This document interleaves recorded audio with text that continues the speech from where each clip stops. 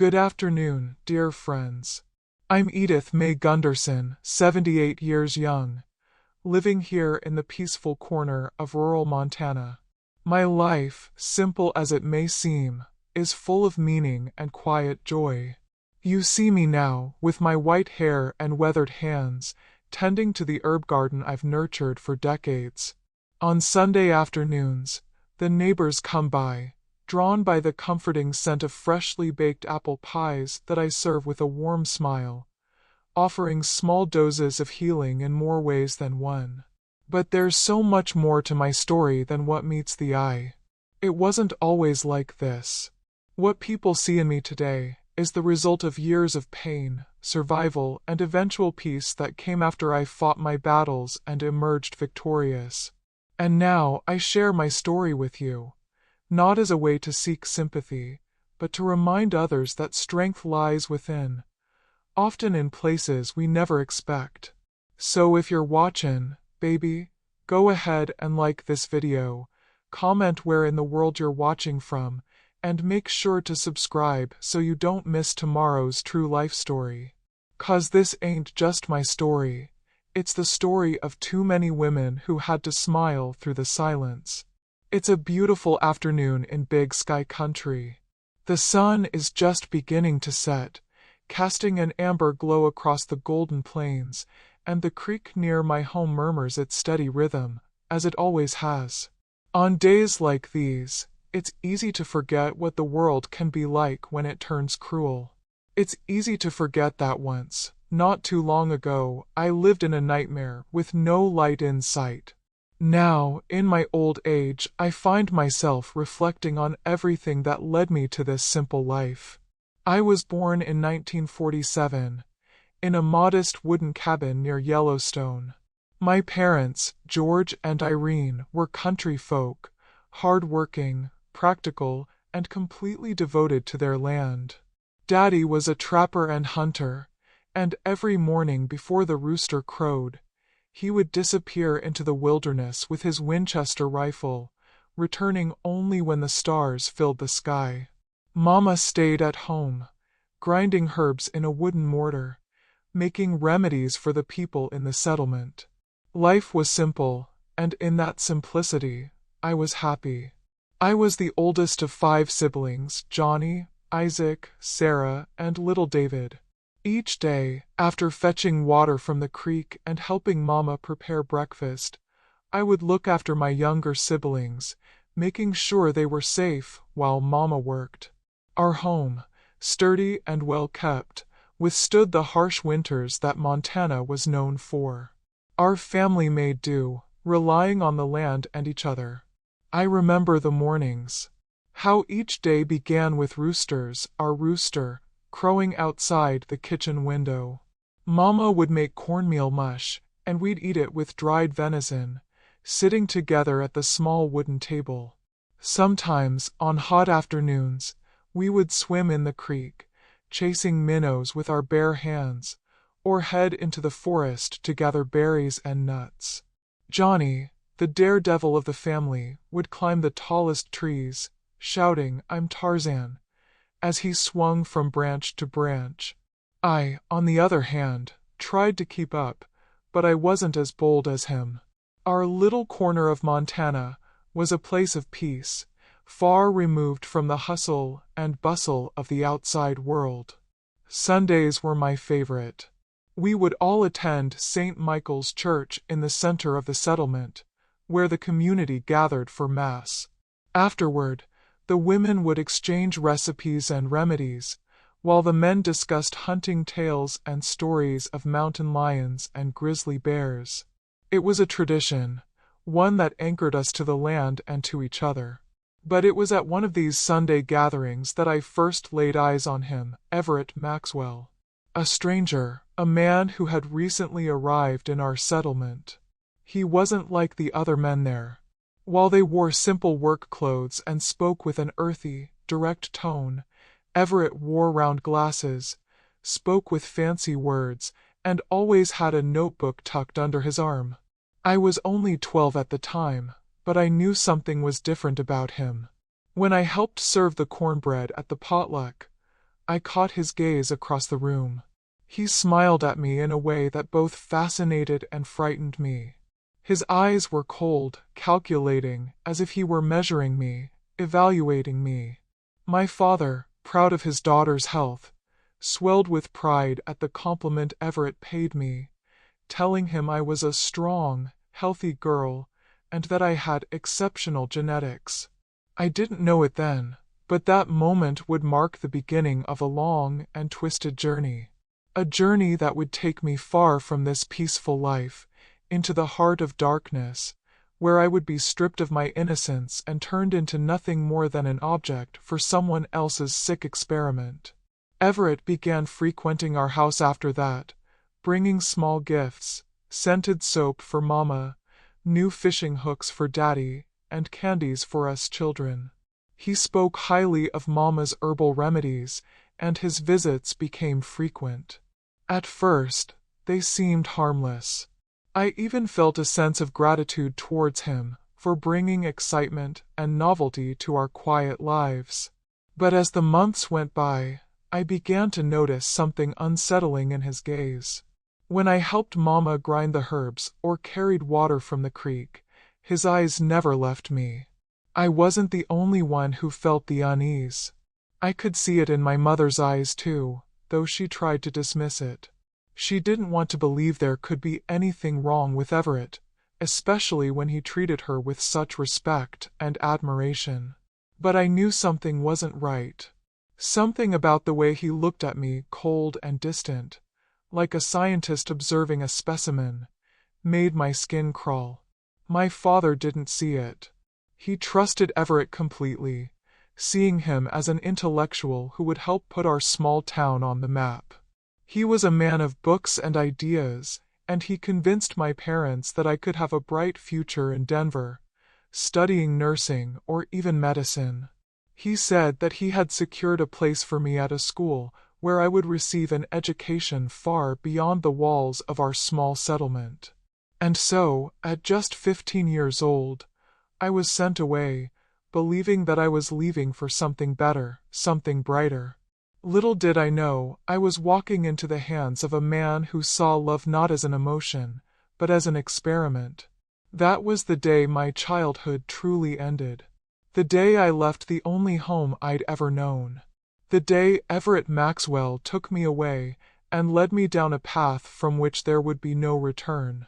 Now, as I sit here in my cozy home, tending to the garden and watching the creek flow by, I often find myself wondering how it all happened. How did a simple country girl like me become a prisoner, a guinea pig in a scientist's laboratory of horrors? What I will tell you next is a story that began with innocence, but ended with a woman who learned that even the most fragile being can become dangerous when cornered. The next few months after that first meeting with Everett passed by slowly, almost like a dream. Life in our little Montana settlement carried on as it always had. The rooster still crowed every morning, signaling the start of another long day. Mama continued her herb grinding and preparing remedies, while Daddy hunted and trapped in the wilderness. My siblings and I spent our afternoons swimming in the creek, climbing trees, and chasing one another through the forest. There was nothing to interrupt the rhythm of our lives. But something shifted within me the day Everett began to visit our home more frequently. The way he spoke to my parents, his careful, deliberate words, seemed to hold a weight that neither I nor anyone else fully understood. Every time he walked through the door, with his polished shoes and clean clothes, he brought an air of sophistication that was alien to us, the simple folk of Montana. His smile was always kind, but his eyes never seemed to soften, not even when he looked at Mama with her flour-dusted hands or at Daddy with his rugged face, weathered by years of toil. I couldn't help but feel his gaze on me, though. It wasn't the warm, affectionate look I'd seen in the eyes of our neighbors. It wasn't the gaze of a man who admired a child's innocence. No, his was different.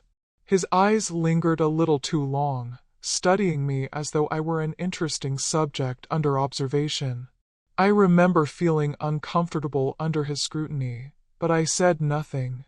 No one else seemed to notice, or at least, no one spoke of it. My parents were too entranced by Everett's talk of science and medicine. He would sit at our kitchen table, notebook in hand, discussing the medicinal plants of the region. His observations seemed to fascinate Mama, who was eager to share her knowledge with him, but I couldn't shake the nagging feeling that something about him wasn't quite right. I couldn't quite put my finger on it then. At 12 years old, the world still felt so large and unfamiliar, but I was beginning to notice the subtleties of human behavior, the small things that didn't add up. How Everett always seemed so interested in me, how, whenever he visited, his gaze would often rest on me for just a little too long, as if waiting for something, as if measuring me against an unseen standard. I didn't know what he was thinking, but my instincts told me I should be wary of him. When I helped Mama in the garden, Everett would often appear, asking to watch me tend to the plants or questioning me about the healing properties of this herb or that flower. He never asked my siblings to help. It was always me. As if he found something in my movements, my hands working the soil, my quiet concentration, that intrigued him. I felt his eyes on me, even when I wasn't looking. In the beginning, I tried to dismiss it as just my imagination. He was, after all, a man of science, and perhaps he was simply fascinated by the plants Mama and I knew so well. But that thought didn't settle easily in my mind. I couldn't help but notice the way he studied me, the way his compliments often veered into uncomfortable territory. "She's a healthy girl," he would say to Daddy, his voice filled with admiration. "You've raised her well. Look at her development for someone so young. She's quite strong." It wasn't a compliment the way Daddy took it. No, it was something else entirely, something I couldn't fully grasp at the time, but that made my stomach turn. As the months passed, Everett's visits became more frequent. He'd arrive in his neat clothes, a notebook tucked under his arm, a warm smile on his face, as if he had some kind of hidden agenda. He began spending more time with Mama, asking her questions about the plants, the land, and the healing properties of the region. At first, he seemed like a good friend, someone interested in our way of life, but I began to notice a different pattern. Each time he came, he spent more and more time talking to me, asking me questions about myself, my life, my thoughts. And every time he asked, his gaze lingered, studying me like I was some sort of specimen in his lab. I wasn't the only one who noticed. I could see it in Mama's eyes. At first, she brushed it off, but as Everett began to visit more frequently, I saw the worry start to creep in. She would sometimes glance at me when he looked away, her brow furrowed, as if she too was beginning to question his intentions. But she never said anything. Daddy was too taken with Everett's promises of a better life, a future in the big city. The allure of opportunity clouded their judgment. In their eyes, Everett was simply helping me, offering me a chance to learn, to grow, to become someone important. He said he had secured a place for me at a school in Denver, where I could study medicine. He spoke of grand possibilities, of careers in nursing, and even becoming a doctor one day. He promised my parents that he would take care of me, that he would see to it that I received the best education possible. What 15-year-old girl wouldn't dream of such an offer? To leave the dusty, simple life of a Montana cabin and walk into a future full of promise and opportunity. Mama and Daddy, though hesitant at first, were soon won over. And so, I was packed up and sent away with him, thinking I was heading to Denver for a bright future, a better life. But that day, the day I climbed into Everett's car, excited yet nervous, waving goodbye to my family, marked the beginning of something I couldn't yet understand. It was the last time I would ever feel truly free. The car ride was long, and Everett spent the hours talking to me, telling me about the exciting things I would learn in Denver. He spoke of the advanced courses, the bright teachers, the bustling city full of opportunity. I listened, caught up in the dream of a new life. But I also couldn't ignore the strange, calculating way he looked at me as he spoke, as if he were sizing me up. I tried to push the thought from my mind, telling myself it was all in my head. After all, he was helping me. He was offering me something my family couldn't. A way out. We stopped in Salt Lake City for a day, where he showed me around the city and took me to a few medical conferences. His world seemed exciting and full of promise, but the unease I felt grew. It was small things, the way he would touch my arm, the way his voice would lower when he spoke to me, the way he stared at me when he thought I wasn't looking. But it wasn't until we left Salt Lake City and continued down a remote road that I began to realize something was terribly wrong. This wasn't Denver.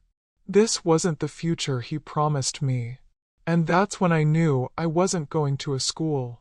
I wasn't going to be a nurse or a doctor. No, I was going somewhere much darker. The road wound deeper into the forest, the trees closing in on both sides, and as the hours passed, the realization hit me like a cold stone. The world I had known was slipping away. What had seemed like an opportunity was now a trap set by a man who had never seen me as a person, only as an experiment. That night, as we arrived at a large, isolated house surrounded by dense trees, I knew. This was not a school. This was not a place where I could learn and grow. It was a prison disguised as a home. Everett's smile as he opened the door to the house and invited me in was the smile of a man who had already won. And at 15, naive and hopeful, I had no idea what lay ahead. But I would learn soon enough. It was only after the car had turned down the narrow, gravel road, and the trees closed in on both sides, that the weight of my situation began to settle on me like a thick fog. I had been so caught up in the excitement of the possibility of a new life, a better future, that I hadn't even considered the truth of what was happening. But as we passed the last familiar landmark, the small town near Salt Lake City, and entered the wilderness, the reality of what was unfolding became undeniable. The house that Everett led me into that evening wasn't the grand mansion I had imagined, nor was it a school with classrooms and dormitories filled with students like me. It was an isolated, wooden structure, surrounded by dense forest, the kind of place where the world felt a little too far away. My stomach twisted as the weight of the moment hit me. I wasn't going to a school in Denver, I was going to something far darker. Everett had always been polite, professional, even charming. But now, as he led me into the house, I saw his demeanor shift. There was an eerie calmness in the way he moved, as if he were accustomed to having complete control over everything. He guided me into a spacious room with walls lined with bookshelves, scientific equipment, and a large desk cluttered with notebooks. A cold chill crept down my spine as I glanced around the room, realizing that this wasn't the warm, welcoming space of a school or a home. This was a laboratory. "Welcome to your new home, Edith," he said, his voice disturbingly calm. "Here, we'll work together to understand the deeper truths about human behavior. This is where the real work begins." I stood frozen at the threshold of the room, my heart pounding in my chest as I looked around. The place was immaculate, almost clinical. The scent of antiseptic hung in the air, mingling with the faint smell of wood. But no amount of cleanliness or order could mask the coldness that radiated from the walls. It was a place where life seemed to be treated as an experiment, not a gift. Everett continued talking as if I were supposed to feel comfortable, as if this was a normal introduction to a new environment. He explained that he was a scientist, a man of great intellect who had been misunderstood by the academic world. He spoke about his past, about how he had been a professor of experimental psychology at Cornell University, but had been expelled due to his unorthodox methods. His theories, he said, were too advanced for the minds of conventional thinkers. But here, in the wilderness of Montana, he would finally have the freedom to conduct his experiments without interference. I tried to take in his words, but they didn't make sense. Nothing about this made sense. The more he spoke, the more I realized that I was not here to learn or to study. I was here to study. I was his subject. He smiled at me, a smile that didn't quite reach his eyes, and began to explain his plan in more detail. He told me that the world wasn't ready for the kind of science he wanted to pursue, but he believed that I, Edith, was special. He had chosen me, he said, because of my physical development, my resilience. I was the perfect candidate for his research, and from now on, I was to be his focus. He wasn't interested in curing diseases or helping people. No, his research was something far more sinister. He wanted to understand the human spirit, the limits of human endurance, and how far a person could be pushed before they broke. The realization hit me like a slap across the face. I wasn't going to learn at some prestigious school. I wasn't going to be trained as a nurse or a doctor. I wasn't even going to be a student. No, I was going to be part of an experiment, one that would test the limits of my pain, my endurance, my humanity. That night, I couldn't sleep. The bed was too soft, the sheets too cool. I tossed and turned, listening to the silence of the house, the creaks of the floorboards and the wind rustling through the trees outside. My mind raced, but no matter how many times I tried to escape the thoughts, they returned, haunting me. How have I gotten here? How had I let my excitement blind me to the truth? The following day, Everett began his work. I wasn't allowed to leave the house, not that I would have known where to go if I could. There were no neighbors here, no friends, no one I could turn to. It was just him and me. And soon, it became clear that I wasn't just going to be a subject in a scientific study. I was going to be his prisoner. He began by giving me a series of psychological tests, noting my reactions to certain questions and scenarios. He wanted to know how I would respond to stress, to isolation, to emotional triggers. It wasn't long before he moved on to the physical experiments, things I had never even imagined before. Sleep deprivation, a method he believed would break down my resistance. He would keep me awake for hours, asking me questions, testing my endurance, pushing me to the point where my body ached for rest. At first, I tried to resist. I would close my eyes, hoping for some peace, some sleep. But he would always wake me, always keep me from slipping into that comforting oblivion. He told me that true science required discipline, that the body and mind needed to be pushed to their limits to truly understand human potential. I didn't know how long I could go on like this, but the pain of staying awake, the constant pressure of his eyes watching me, made it impossible to sleep. Every time I closed my eyes, I could feel him hovering nearby, making sure I didn't slip into unconsciousness. I wasn't the only one who suffered. He started isolating me more, keeping me in a room with no windows, where the air felt stale and heavy. The only time I saw daylight was when he dragged me out for more tests. He said the isolation would help me focus, that it would train my mind. But I knew better. It wasn't about training my mind, it was about breaking me. It was about erasing who I was, forcing me to become nothing more than a subject for his twisted experiments. Over time, his experiments became more invasive. He began testing my reactions to extreme emotional distress, asking me to relive memories of my family, of my childhood and pushing me to react. He recorded everything, the tears that would fall, the tremors in my hands, the racing of my heart. But it was the physical tests that truly terrified me. He began applying different levels of pain, measuring my tolerance, pushing me further and further. One day, after hours of being subjected to pain and isolation, he announced the next phase of his study, the introduction of food deprivation. He told me it would test my willpower, that it was necessary for the research he was conducting. Days passed without food.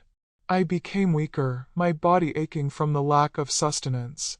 But the worst part wasn't the hunger. It was the fear.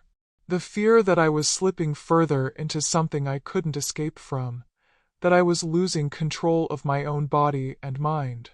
As the days turned into weeks and the weeks into months, I began to see something I had never seen before. There was something in Everett's eyes, something darker than his usual clinical detachment. He was enjoying this. He was enjoying watching me suffer.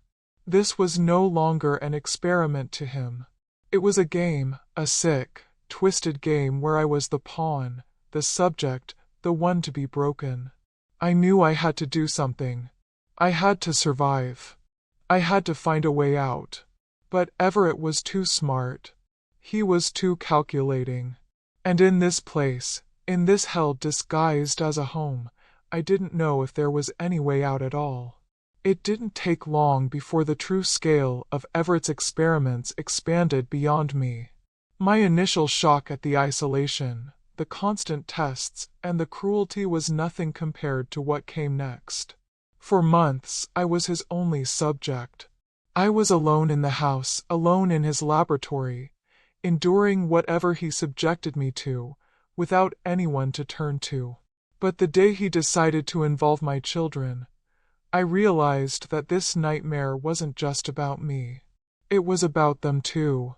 I had barely turned 16 when Everett came to me one morning with a cold, detached smile on his face, holding a clipboard full of notes. He announced that my children would now participate in the experiments. At first, I thought he meant that they would be observers, just like the times I had helped Mama with her remedies, watching as she worked. But no, that wasn't his plan. He didn't see them as innocent children anymore. To him, they were new subjects, and their involvement was simply the next phase of his so-called research. Owen, my eldest, was the first to be chosen. He was just 6 years old, and when Everett explained what he would do, the look of confusion in Owen's eyes was palpable. He didn't understand. He had never seen pain like this, not the way I had. He had never been a part of this world, this nightmare that Everett had created. Everett smiled down at him, explaining that Owen's job was simple. He would have to inflict pain on me. He would be part of the experiment, part of the control group, to see how an adult's pain responses compared to those of a child. He told him it was necessary for science, that it was all in the name of progress. My heart broke for my son, but there was nothing I could do. I had been broken long ago.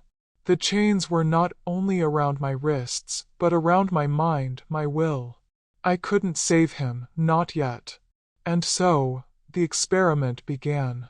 I remember the first time I was forced to look into my son's eyes as he was instructed to hurt me. The shock in his expression, the confusion, the way he couldn't bring himself to do it at first. It tore me apart. I watched as Everett pressed Owen, encouraging him, explaining the precise locations to touch, how much pressure to apply, how to use the device that would send shocks through my body. My son's small hands trembled as he held the instrument, and I could see the fight in him, the hesitation, but he was just a child, too young to understand what he was being forced to do. I tried to speak to him, tried to remind him that this wasn't real, that we would escape, that he didn't have to do it. But Everett's voice was like a steel chain around his neck, pulling him into submission. "Don't resist, son," Everett had said. "This is what science requires. You're helping her." The first shock hit me, sharp and sudden, and I gasped. It was a small one, not as powerful as what I had endured from Everett, but it was enough to bring a sob to my lips. I could feel the guilt radiating from Owen. He didn't want to hurt me, but Everett made him. Each time he applied a new stimulus, I could see the tears welling in his eyes. He would look away, unable to meet my gaze, his small hands shaking in fear and confusion. When it was over, Everett praised Owen for his good work, his smile wide and satisfied, as if he were an instructor congratulating a student. But I saw the toll it had taken on my son. When Everett wasn't looking, I would hold Owen close and whisper to him, telling him it wasn't his fault, that he wasn't like Everett, that one day we would escape. But those whispered promises were all I had to offer, and they didn't seem like enough. It wasn't long before Zelda, my oldest daughter, was brought into the fold. At first, she seemed distant, detached, as if she didn't understand the gravity of the situation. But as soon as Everett spoke to her, her eyes glazed over. She, too, was just a child, only 9 years old, but in her eyes I saw something different, a coldness, a withdrawal from everything she had known. She didn't cry, didn't resist. She obeyed Everett's every command with chilling precision, pinching me, pulling my hair, doing everything with mechanical accuracy. And yet, every night, I could hear her crying in her room. I couldn't save her from this. I couldn't stop her from becoming a part of Everett's sickening experiment. All I could do was try to whisper words of comfort when she came to me in the dark, her small body trembling with the weight of what she had done. "I'm sorry, Mom," she would whisper, her voice breaking. "I didn't want to do it." "You don't have to apologize, Zelda," I would say, my voice steady despite the pain. "You're not like him. You're my daughter. We will find a way out." But each time I held her, I felt the creeping distance between us, the emotional wall that was being built brick by brick. Everett's manipulation had already begun to turn my children into something else, something he could control. Jeremy, my third child, fought harder than any of them. He resisted. He fought to protect me, to stop the madness, even though he was just 5 years old. When Everett ordered him to hurt me, Jeremy screamed and cried, refusing to comply. His small body would tremble with the effort of standing up against his father, but Everett was not easily deterred. He punished Jeremy, locking him in the basement without food or water for days, making him watch as his siblings participated in the experiments. The basement was the worst part. The isolation, the darkness, it was as though Jeremy were being erased from the world, left to rot in the cold, damp room. It broke my heart to see what my children were becoming, and I knew that if I didn't act soon, I would lose them entirely. Catherine, my youngest, was the most vulnerable. At just 3 years old, she didn't understand the cruelty Everett was subjecting us to. She was the easiest to manipulate. He convinced her that all this pain, all this suffering, was normal. "This is what families do, sweetie," he would tell her as if he were reading from a textbook on child psychology. "Families help each other. You're helping your mother by doing this." And so, Catherine would pinch me or shock me with the device, her tiny hands trembling with confusion. She had no idea what she was doing. To her, it was just another game, a twisted, sick game, where the rules were set by Everett. I couldn't help her. I couldn't protect her. Not yet.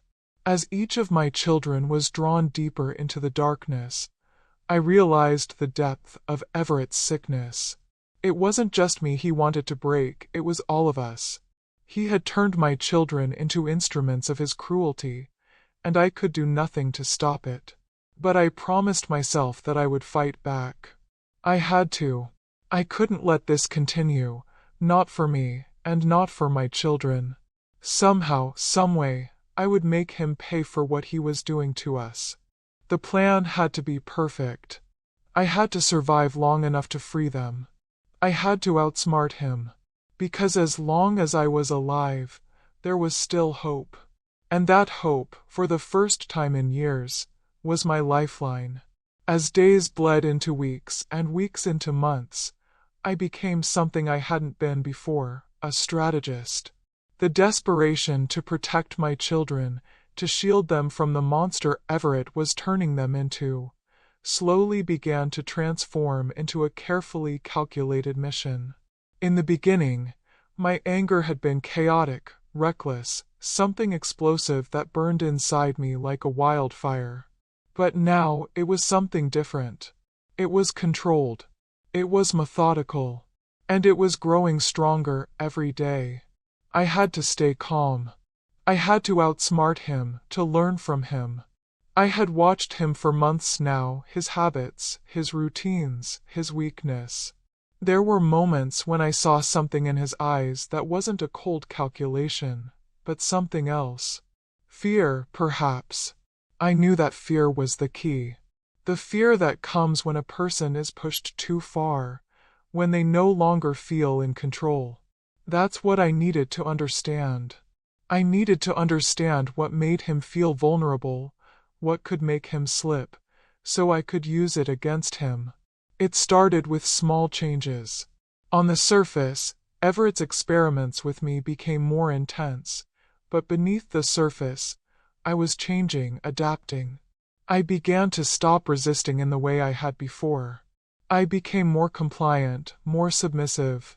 I stopped fighting the tests, stopped trying to escape. I knew what I was doing. I had to make him think he had completely broken me, that there was nothing left to fight for, that I had finally been reduced to nothing but a subject in his twisted research. But inside, I was planning. Each night, when I was alone in my room, I would think about how to escape, how to protect my children. My body had become a vessel for his experiments, but my mind was still mine. And every night, I would practice the breathing techniques Mama had taught me as a child, the ones that helped her calm herself when the storms of life raged around her. I focused on separating myself from the physical pain, on making it nothing more than a distant echo, a sensation I could bear without letting it break me. The children's participation in the experiments weighed heavily on my heart. Owen, my brave boy, had started to pull away, but I knew he was still in there, somewhere. There were moments when I would catch him looking at me with confusion in his eyes, or when he would hesitate before carrying out his father's instructions. I saw the guilt in his eyes. I saw the fight in him, the desire to protect me, to stop hurting me. But Everett had a way of twisting everything into something cold and calculated. He was using Owen, using all of them, as tools to break me, to break our family. I needed to give Owen hope. I needed him to know that we would get out of this. But I couldn't speak it aloud. I had to be careful. Every word, every action had to be calculated. It was like a game of chess, and I had to think several moves ahead. At night, when the house was quiet, I would find small ways to communicate with Owen, silent gestures, subtle touches when Everett wasn't looking. I would squeeze his hand when no one else was around, press my lips together to signal that I was thinking. I wanted him to know that I hadn't given up, that he didn't have to follow Everett's commands, that the real world, the one outside this twisted house, still existed, and that one day we would escape. The changes in my children were becoming more evident. Zelda, who had once been so full of life, was turning into a shell of the girl she had been. She was becoming numb, shutting off her emotions, completely detached from the world. She performed her duties with no emotion, of a robot following commands. I could see it in her eyes. She had shut herself off completely, in the same way Everett had trained her to shut off her humanity. But I still saw the cracks. When she thought no one was watching, I would catch her crying in the dark, hiding from Everett's cold gaze, ashamed of what she had been forced to do. Jeremy, on the other hand, fought back in every way he could. He rebelled against Everett's control. He tried to sabotage the experiments and refused to participate. But his resistance made things worse. When he refused, he was locked in the basement for days at a time, without food or water. Sometimes I would hear him crying from the darkness below, his small body racked with sobs. I hated what I had to do, but there was nothing I could do to protect him, not yet. And Catherine, sweet Catherine, was the youngest of all. She had no understanding of the cruelty she was being forced to partake in. She believed Everett's twisted words, that hurting me was something she had to do to help me, that it was all part of a family's love. It broke me to see her so young and so innocent, manipulated by the very person who should have been protecting her. But as much as it hurt, I couldn't tell her the truth. I couldn't tell her what Everett had turned us all into. Not yet. The days blurred together. The pain became something I endured with an almost detached awareness, like a shadow that followed me everywhere. But it was in these moments, when I was alone with my thoughts, that the plan began to solidify. I began to calculate everything, Everett's patterns, his schedule, the way he left for days at a time to gather supplies. It was during these trips that I would make my move. I knew I couldn't escape alone. I had to take my children with me. I spent weeks memorizing every inch of the property, where Everett kept his spare keys, the layout of the house, the location of the notebooks filled with his twisted notes. The notebooks would be our key to exposing him, to ending this nightmare once and for all. They were his greatest weakness, his pride, his obsession with documentation. The moment I could get my hands on them, I knew we would have the proof we needed to take him down. The plan had to be perfect. The stakes were too high. If I made a mistake, we would all pay for it. But I had something Everett didn't: patience. Over the years of enduring his experiments, I had learned how to wait, how to observe, how to bide my time until the moment was right. One night, as I lay in bed, the plan took its final shape. The next time Everett left, I would make my move. I would get the notebooks. I would get my children out. And we would disappear. But as much as I wanted to believe that, there was something I had to do before I left. Something I hadn't shared with Owen. The anger that had burned inside me for so long was now a quiet, controlled fire. It wasn't just about escape anymore. It wasn't just about freedom. It was about making sure Everett Maxwell could never hurt anyone again. And to do that, I needed to ensure that he would feel what he had forced me to feel, what he had forced my children to feel. I had prepared something that would turn the tables, something that would ensure Everett could never continue his experiments on another soul. It was a quiet revolution, and I would be the one to lead it. The night was the perfect time. Quiet, still, with only the sounds of the Montana wind brushing against the trees, and the occasional creak of the house as the wood settled. It was the kind of night where everything seemed to be suspended in time, just waiting for something to break the silence. And I, for one, was ready to shatter it.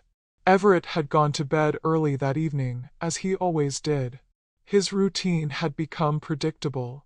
His nightly ritual of reviewing his notebooks, checking the data from his cruel experiments, followed by a drink of whiskey before falling into a restless sleep. He didn't suspect a thing. He had no idea that everything he had carefully built, every layer of control he had established over me, was about to come undone. As I stood in the dim light of my room, staring at the bottle of sleeproot extract hidden beneath my mattress, I felt a strange sense of calm settle over me. The plan had been in motion for months now, every detail accounted for, every contingency considered.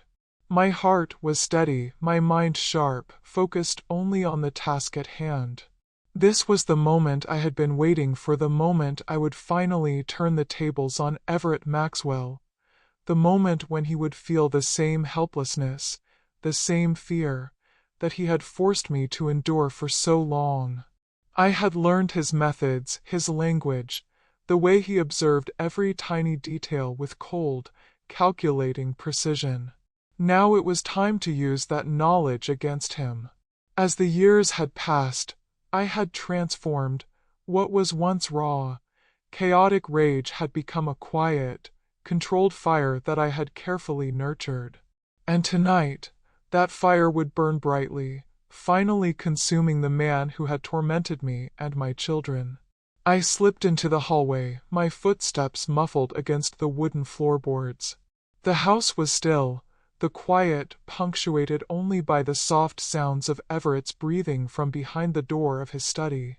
I could hear the scrape of his pen on paper, the faint clink of his glass as he took a sip of whiskey, and the occasional cough that signaled his fading awareness.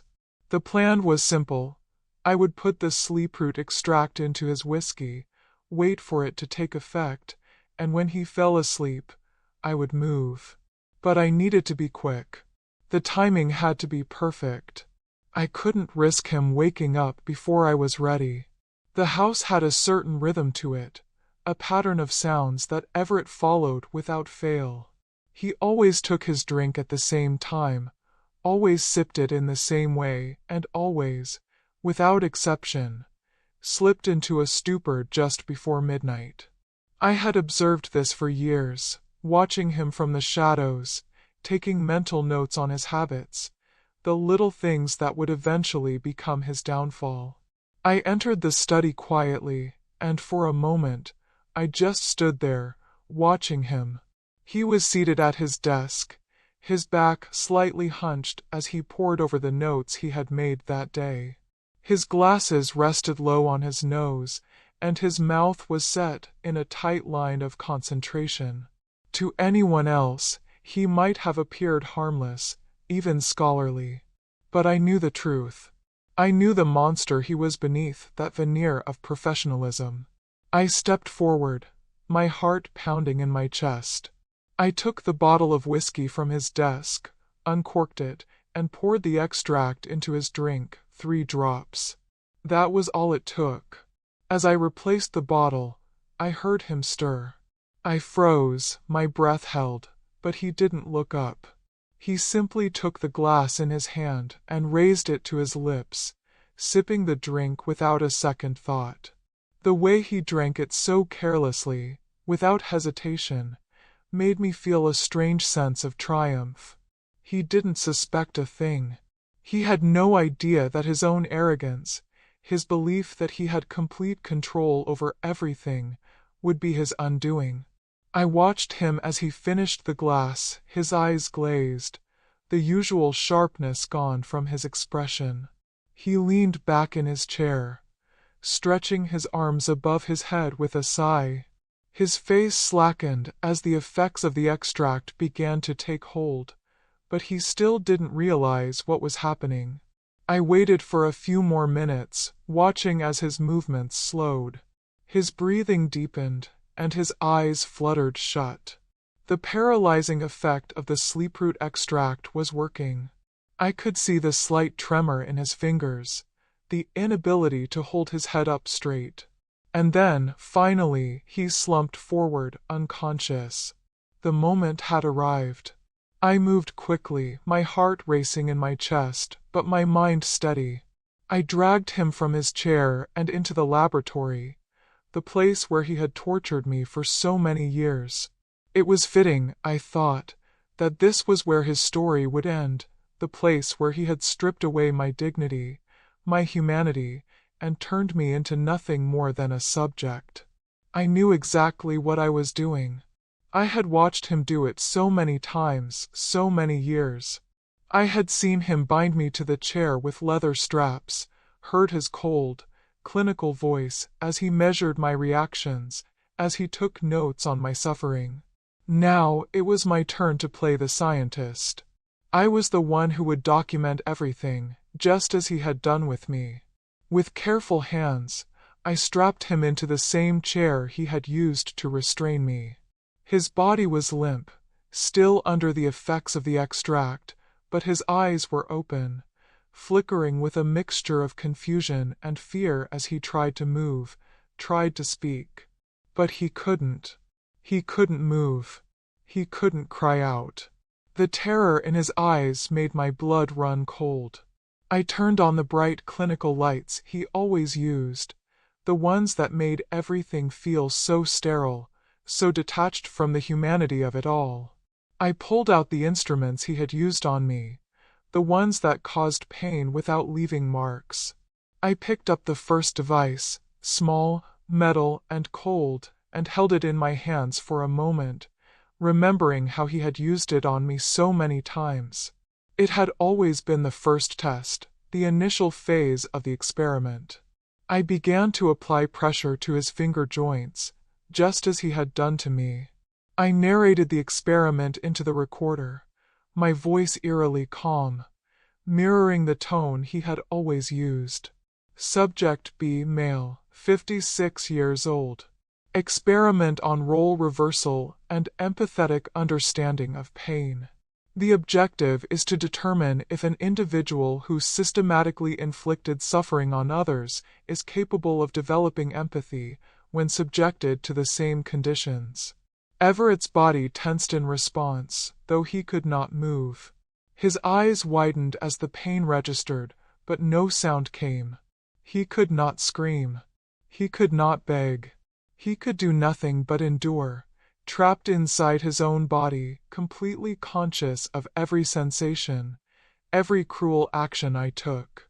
The next few hours were a blur of methodical actions, measuring his responses, noting the dilation of his pupils, the sweat beading on his forehead, the changes in his breathing.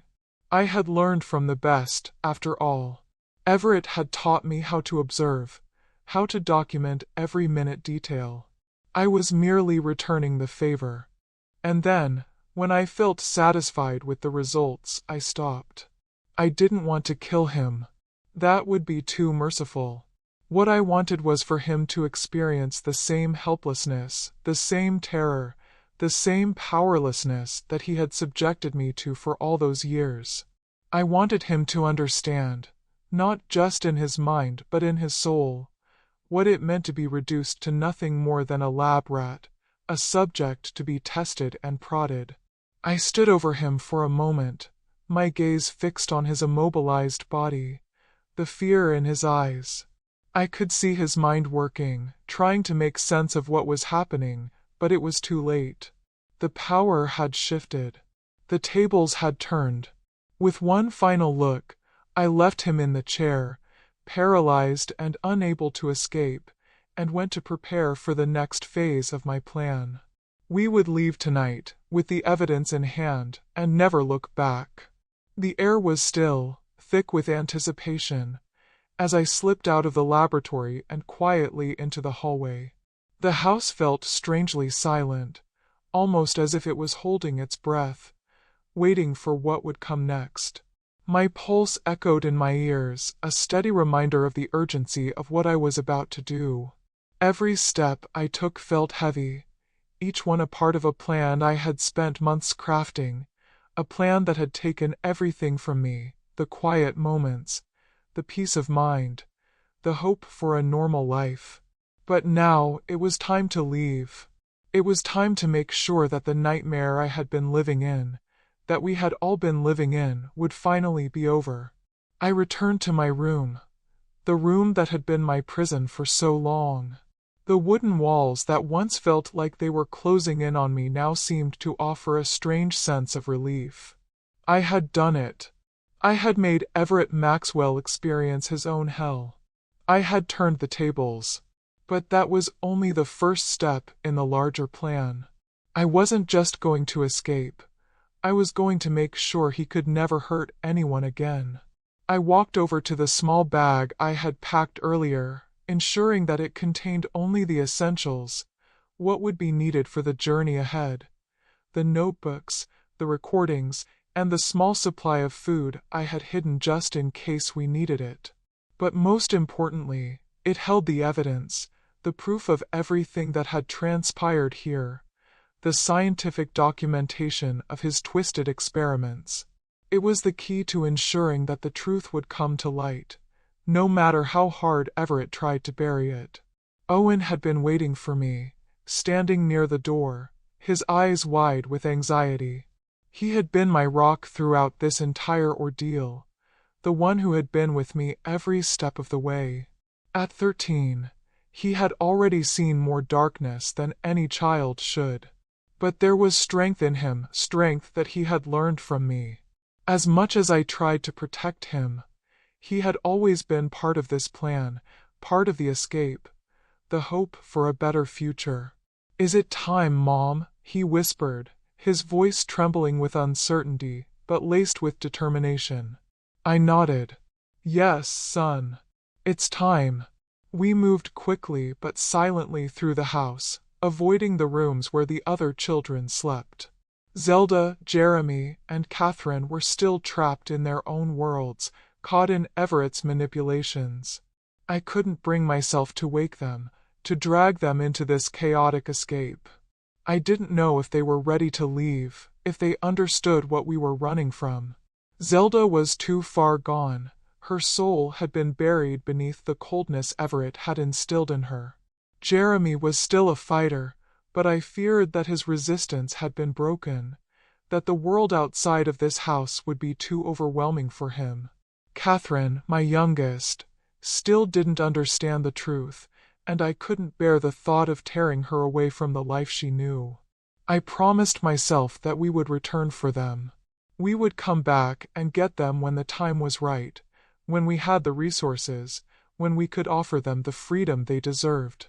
But tonight, the focus was on Owen.